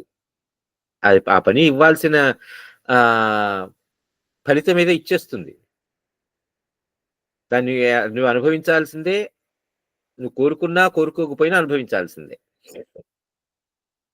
అదే ఇదే మన కర్మతత్వం అంటే. కాబట్టి దాని పట్ల నిర్లిప్తుడవై ఉండు అని చెప్తారు. నిష్కామ భావన అంటాం కదా, నిష్కామ కర్మ అంటే ఆ కర్మ పని చేయటం వలన నాకు ఈ కోరికలు తీరతాయి, ఆ కోరికలు తీరతాయి, అది సిద్ధిస్తుంది, ఇది సిద్ధిస్తుంది అనేటువంటి ఒక కామన లేకుండా, ఇష్టం లేకుండా ఆ పనిని పూర్తి చేయటమే. అంటే దాని నుంచి వచ్చేది ఏదైనా సరే, అది మనం ఎట్లాగూ ఆ పని చేయటం వల్ల వచ్చేటువంటి ఫలితాన్ని అనుభవిస్తాం మనం, మంచిదైనా చెడుదైనా. కాబట్టి ఇంకా పని చేయడం వరకే కదా. కాబట్టి వీళ్ళందరూ కూడా ఇలా ఈ నిర్లిప్తులై వాళ్ళు చేయాల్సినటువంటి పనిని చేసి ఆనందాన్ని అనుభవించారు. ఎట్లాగైతే ఆనందాన్ని అనుభవించారో అట్లాగే నీవు కూడా నీ శోకాన్ని, దైన్యాన్ని వీడి, అభిమానాన్ని కూడా వీడి నిత్య తృప్తుడవై వలయుము. ఎల్లప్పుడూ కూడా తృప్తిగా ఉండు అని చెప్పి ఇప్పుడు కథలోకి మనం వెళ్ళిపోతున్నాం. రాముల వారి తీర్థయాత్ర వైరాగ్యము ఇక్కడ ప్రారంభమవుతుంది. రాముల వారికి 14 ఏళ్ళు వచ్చింది వయసు పుట్టిన తర్వాత. ఆ 14 ఏళ్ల వయసులో రాముల వారు చదువుకోవాల్సిన చదువంతా చదివేశారు. వేదాంగాలు, ఉపనిషత్తులు, ధనుర్వేదం, వాల్మీకి వశిష్ఠ మహర్షి రాముల వారికి ధనుర్వేదం కూడా బోధించేశారు. ఆ ధనుర్విద్య అదంతా కూడా బోధించిన తరువాత రాముల వారు ఇప్పుడు ఆ కాబోయే రాజు కదా, కాబోయే రాజు కాబట్టి దశరథ మహారాజు గారు ఏం చేశారంటే రాముల వారిని వెళ్ళి బయటికి వెళ్ళు, ప్రపంచాన్ని చూడు, అక్కడ ఉన్నటువంటి ఆ రాజులందరూ ఎలా ఉన్నారు, ప్రజలందరూ ఎలా ఉన్నారు, వాళ్ళ కష్ట సుఖాలు చూడు, ఆనందాన్ని చూడు, వాళ్ళు ఎటువంటి పనులు చేస్తే వాళ్ళు ఆనందంగా ఉంటున్నారో చూడు, ఎటువంటి పనులు చేయటం మూలంగా వాళ్ళు కష్టాలు పడుతున్నారో చూడు, వాళ్ళకి ఎటువంటి రోగాలు రొష్టులు వస్తున్నాయో చూడు, గమనించు, వాళ్ళకి ఎటువంటి ఏమంటారు దాన్ని, ట్రీట్మెంట్ ఇవ్వాలి, అంటే వాళ్ళని ఏ రకంగా వాళ్ళని ఆ రోగాల రొష్టుల నుంచి కాపాడాలి, బయట నుంచి వచ్చేటువంటి శత్రువులని, అంతర్గతంగా ఉన్నటువంటి శత్రువుల నుంచి ఎలా కాపాడాలి, ఇవన్నీ కూడా గమనించు అని చెప్పి దశరథ మహారాజు గారు ఆ 14 ఏళ్ల పిల్లాన్ని పంపించేశారు. ఆయన మొత్తం చుట్టూ తిరిగి వచ్చారు, రాజ్యం మొత్తం చుట్టూ తిరిగి వచ్చి, తిరిగి వచ్చిన తర్వాత ఆయనకి ఒక రకమైనటువంటి నైరాశ్యత కలిగింది. ఆయన విరాగి అయిపోయారు. మనం మొట్టమొదట అనుకున్నట్టుగా ఆయన ఒక వైరాగ్య భావనతో కూడుకున్నటువంటి వారై, దేని పట్ల వచ్చిన దగ్గర నుంచి, ఆ రాజ్యాటన చేసి వచ్చిన దగ్గర నుంచి కూడా ఆయన ఒక ముభావ స్వభావంతో ఒక చోట కూర్చుండి దేని పట్ల ఆసక్తిని ప్రదర్శించకుండా, తిండి పట్ల గాని, స్నేహితులతో ఆడుకోవటం పట్ల గాని, రాజ్యం పట్ల గాని, ప్రజల పట్ల గాని, తల్లిదండ్రుల పట్ల గాని, ఎవరి పట్ల కూడా ఏ రకమైన ఆసక్తి కనపరచకుండా చాలా వైరాగ్య భావనతో కూడుకుని తనలో తాను కృషించిపోతున్నారు ఆ 14 ఏళ్ల పిల్లవాడు. ఆ 14 ఏళ్ల పిల్లవాడు ఆ స్థితికి కారణం ఎందుకు అయ్యాడు, ఎందుకు అలా ఉన్నాడు, దాని నుంచి ఉద్ధరించటం ఎలా ఉద్ధరించబడ్డారు, అదంతా కూడా మనం చూడబోతున్నాం ఇప్పుడు.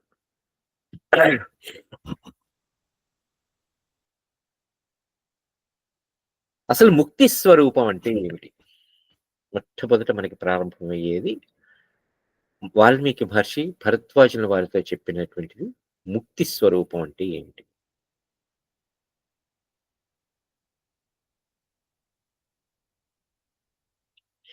అంటే ఒకసారి మనం పగటిపూట బయటికెళ్ళి ఆకాశాన్ని చూస్తే ఆకాశం మనకి నీలం రంగులో కనిపిస్తుంది. సూర్యాస్తమయం అయ్యి చీకటి పడేటప్పటికి ఆ నీలం రంగు ఎక్కడికి పోయింది? మళ్ళీ సూర్యోదయం కాగానే నీలం రంగు ప్రత్యక్షం. అంటే ఎక్కడికి పోయింది? సూర్యుడు ఉన్నప్పుడు ఎక్కడుంది? సూర్యుడు లేనప్పుడు ఎక్కడికి పోయింది? అంటే అది కేవలం కూడా మన భ్రమ, మన కంటికి కాంతి అలా పరావర్తనం చెందటం మూలంగా కలిగినటువంటి భ్రమ మనకి ఆకాశం నీలంగా ఉంటుంది అనేటువంటి ఒక భావనతో ఉంటాం.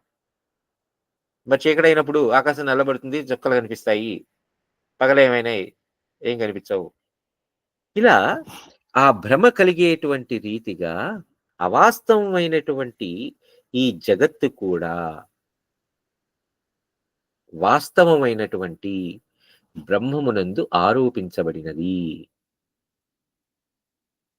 అంటే ఆ నీలం రంగు దాన్ని మనం జగం అని అనుకుంటే, ఆకాశం నీలం రంగులో ఉంటుంది అని మనం చెప్తున్నది ఏదైతే ఉన్నదో, ఆ సూర్యాస్తమయం అయిపోగానే ఎలా మాయమైపోయిందో ఆ నీలం రంగు, అలా ఏమీ లేనటువంటి దానికి, ఏమీ లేనటువంటి చోట ఒక నీలం రంగుని ఆరోపించాం మనం.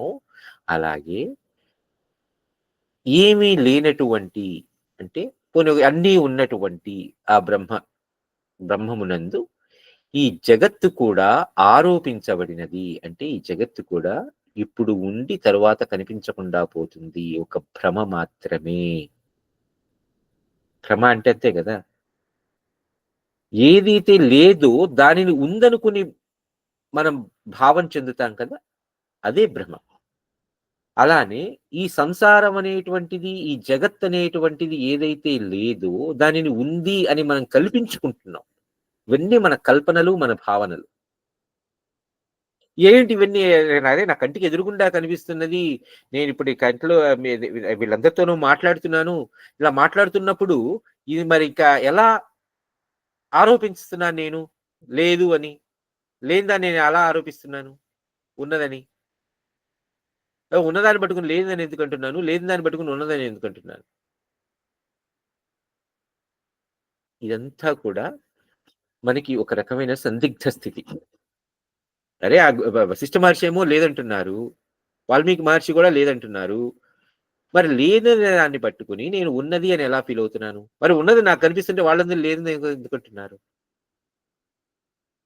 ఇలా ఉన్నది, లేనిది అని ఏదైతే ఆ మిథ్యారూప స్థితి ఉన్నదో దాన్ని వదిలిపెట్టేయటమే ముక్తి.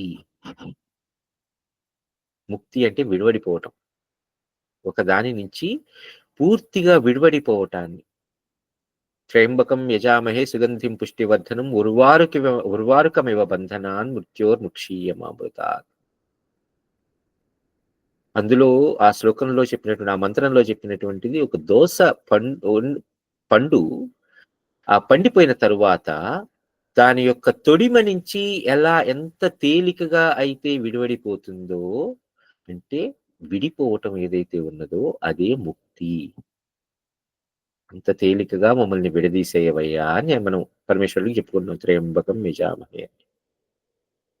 అలాగే ఏమిటి ఈ బంధనాలన్నీ ఏవైతే మనం ఉన్నాయి అనుకుని ఫీల్ అయిపోయి, వాటినే పట్టుకుని మనం వేలాడుతున్నాం అనుకుని ఫీల్ అయిపోయి ఉన్నాము. ఒక్కసారి గనక వాటిని మనం వదిలేసి చూస్తే అవి మనకి కనిపించవు. ఇప్పుడు ఎడారిలో నడుస్తున్నాం. దూరంగా మనకి ఒక నీటి ఊట కనిపిస్తుంది అనుకుంటాం. పరిగెత్తుకుంటూ వెళ్తాం అక్కడికి. అక్కడుందా అది నీటి మడుగు? ఉండదు గదా! ఎందుకు? ఆ సమయంలో దాన్నేమంటాం మనం?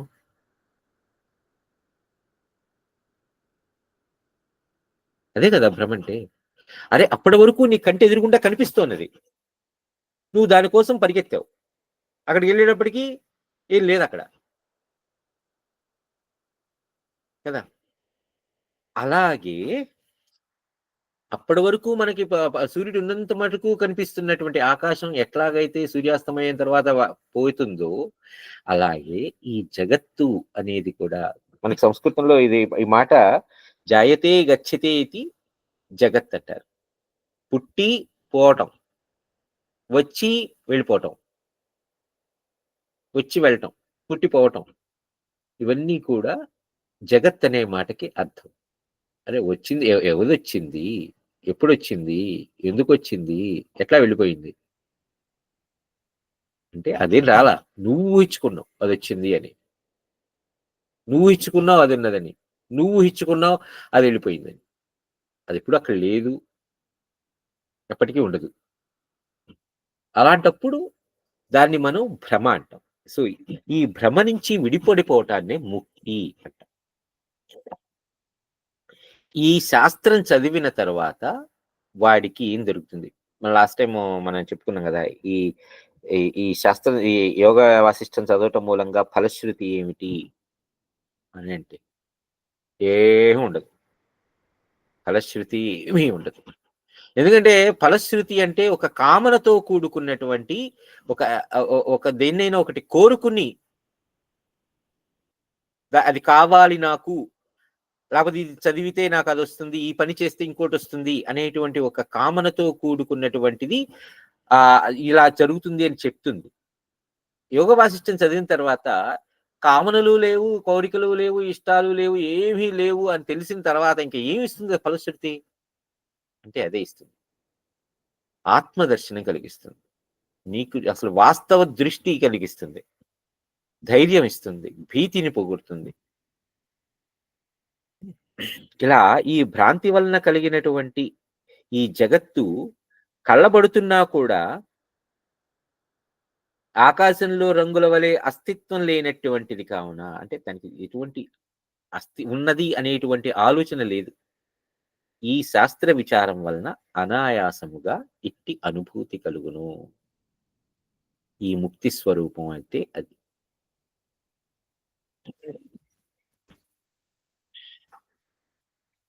తర్వాత వాసనాక్షయమే మోక్షము అంటారు. కోరికలన్నీ పోవటమే నీకు మోక్షం, ముముక్షత్వము. అంటే కోరికలంటూ ఏవి ఉండకు. అంటే కోరిక లేకపోతే ఎట్లా?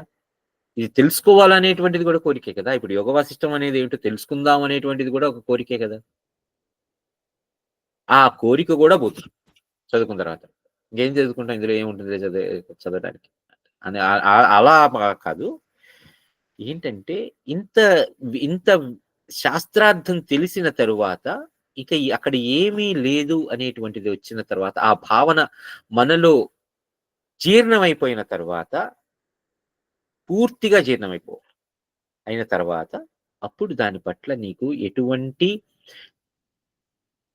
వాసన అనేది ఉండదు. ఎప్పుడైతే దాని పట్ల ఇక ఎటువంటి అనురక్తి కలగదో, ఎటువంటి ఆలోచన దాని పట్ల రాదో, అది ఏహ్యభావమే కానీ, లేకపోతే ఇష్టమైన కామ్యభావనమే కానీ, ఏదైనా కానీ దాని పట్ల ఇక ఎటువంటి ఏది ఉండగదో, అలా దేని పట్ల కూడా మనకి రాగం అనేది ఉండకుండా పోతుందో, ఆ స్థితే మోక్షం. మోక్షం అంటే ఇంకెక్కడో కాదు, ఏదో వైకుంఠానికి వెళ్ళిపోతే సారూప్య మోక్షం, సాలోక్య మోక్షం. మోక్షం అనేది ఇంకొకటి ఏది కాదు. వీటన్నింటి నుంచి విడివిడిపోయి దేని పట్ల కూడా కామ్య భావన లేకపోవటమే మోక్షం. సో ఆ చిత్తశుద్ధి నుండే పరంపరాక్రమమున మోక్షం లభిస్తుంది అని అంటారు. అంటే ఒక్కసారిగా దాని నుంచి మనకి ఈ వాసనలు పోయి కామ్యభావన తొలగిపోతుందా అని అంటే, కొంతమందికి తొందరగా తొలగిపోతుంది. ఇలా పుట్టిన వెంటనే 5 ఏళ్ళు వచ్చేటప్పటికే వాళ్ళు కూడా సనత్ కుమార్ల వారిలాగా అయిపోగలరు. కొంతమందికి ఎత్తడి గిన్నెకి ఎంత చింతపండు ఇష్టమైనా పోనట్టుగా ఒక్కొక్కసారి బాగా బరికితే గానీ పోదు. కొంతమందికి ఆ చిలుము ఎంత పట్టేస్తుందంటే, మనసుకి పట్టిన ఆ చిలుము ఇంకా ఎంత చింతపండు వేసినా కూడా పోకుండా అలా అని చెప్పి ప్రయత్నం చేయకుండా కూర్చుంటే అది అప్పటికి పోదు. ఎన్నిసార్లైనా సరే దాని పట్ల నేను పొందాలి అనేటువంటి ఒక తపస్సు చేస్తారు, దాని పట్ల నిబద్ధతతో కూడి ఉంటారు, ఇది నాకు లభించాలి అనేటువంటి ప్రయత్నం మానకుండా చేస్తారు, అప్పటికైనా ఆ మనసుకి కమ్మినటువంటి చిలుము పోయి వాళ్ళకి ఆత్మ సాక్షాత్కారం అవుతుంది. అంటే నేనెవరు, నువ్వెవరు అనేటువంటిది విషయం తెలుస్తుంది.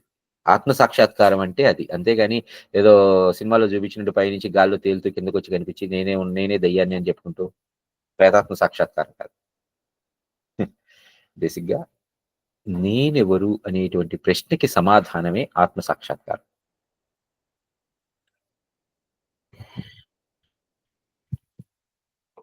ఇలా మనకి జరుగుతుంది. ప్రస్తుతానికి ఇక్కడ ఆగుదాం. వచ్చే వారం నుంచి రాముల వారి తీర్థయాత్రాయానం, ఆ తర్వాత ఏం జరిగింది, రాముల వారు ఎందుకు అలా ఉన్నారు, ఉన్నటువంటి ఆ రాముల వారికి గురు మార్గం ఎలా చూపించారు, ఇదంతా కూడా మనం వచ్చే వారం చూద్దాం. ఇవాళకి ఇక్కడ ఆగుదాం. వచ్చే వారం నుంచి శ్రీరాముల వారి తీర్థయాత్రాయానం ఎలా జరిగింది ఇదంతా కూడా మనం చూడబోతున్నాం. అందరికీ జై శ్రీరామ్. జై జై శ్రీరామ్. శ్రీరామ్.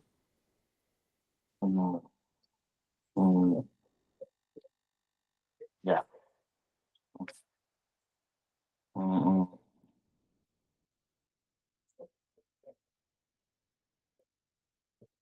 Yeah, yeah.